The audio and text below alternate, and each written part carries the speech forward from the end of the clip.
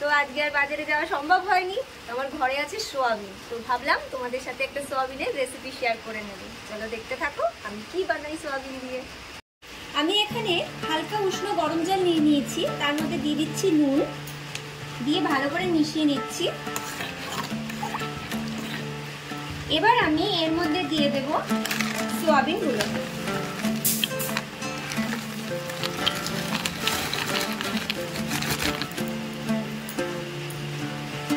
দিয়ে আমি খানিকক্ষণ ভিজিয়ে রাখবো।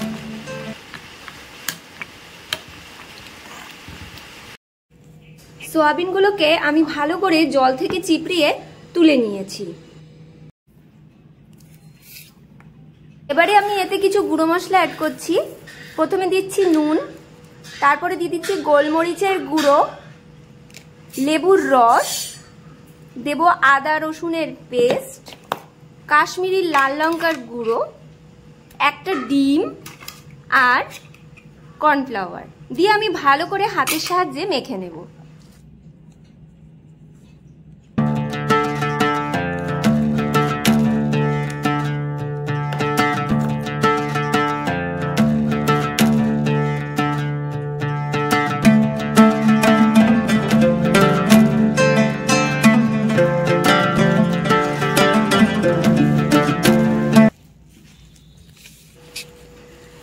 দেখো আমি ম্যারিনেট করা আমার হয়ে গেছে, এবার আমি 15 মিনিটের জন্য রেখে দেব।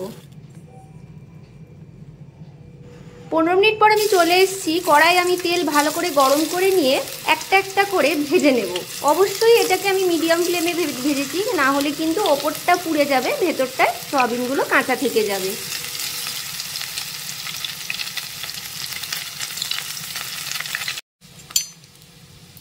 আমার লাল করে ভাজা হয়ে গেছে, এবার আমি তুলে নেব।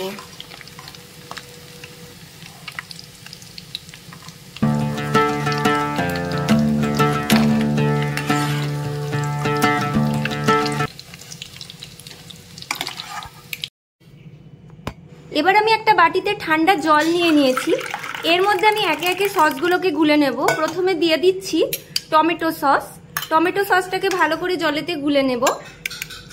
তারপরে দিচ্ছি চিলি সস, তারপরে দেব সোয়া সস, আর এর সাথেই দিয়ে দেব 2 চামচ মতন কর্নফ্লাওয়ার, দিয়ে আমি ভালো করে গুলিয়ে নেব। আমি ঠান্ডা জল এই কারণে ইউজ করেছি যাতে কর্নফ্লাওয়ারটা গুলে যায়, গরম জলে কর্নফ্লাওয়ারটা ঢেলা পেকে যায়।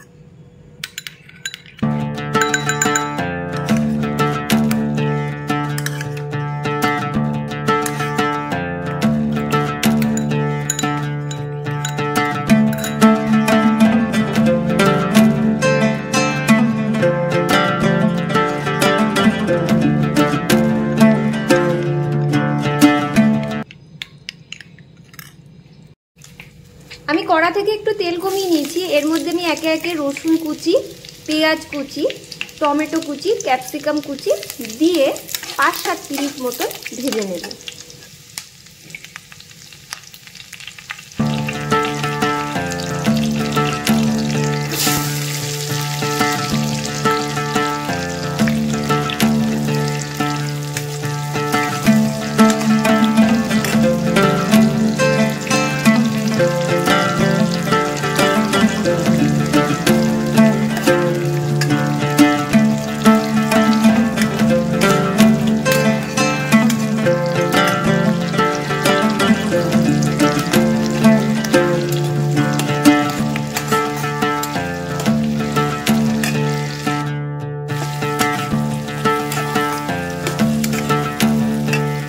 সবজিগুলো আমার ভাজা হয়ে গেছে, এবার আমি এর মধ্যে গুলে রাখা সসটা দিয়ে দেব, দিয়ে ভালো করে মিশিয়ে নেব, খানিকক্ষণ ফুটতে দেব।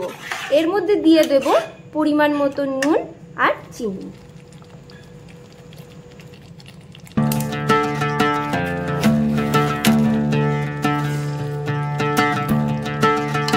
গ্রেভিটা আমার ফুটে উঠেছে, এবার আমি ভেজে রাখা সোয়াবিনগুলো দিয়ে দিচ্ছি, দিয়ে খানিকক্ষণ ফুটতে দেব যাতে সোয়াবিনগুলো একটু নরম হয়ে যায়।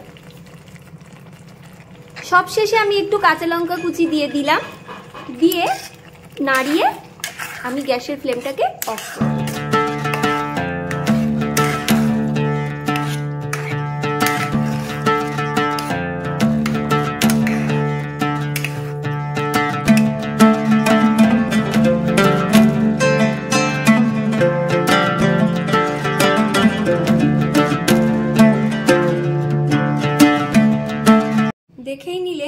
যে আমি সোয়া চিলির রেসিপিটা কিভাবে বানিয়েছি। তাহলে দেখেই নিলে যে আমি কিভাবে সোয়া চিলির রেসিপিটা বানিয়েছি। আমার রেসিপিটা কেমন লাগলো তোমরা অবশ্যই কমেন্টে জানাবে, লাইক করবে, শেয়ার করবে। আজকের জন্য এইটুকুই, টাটা।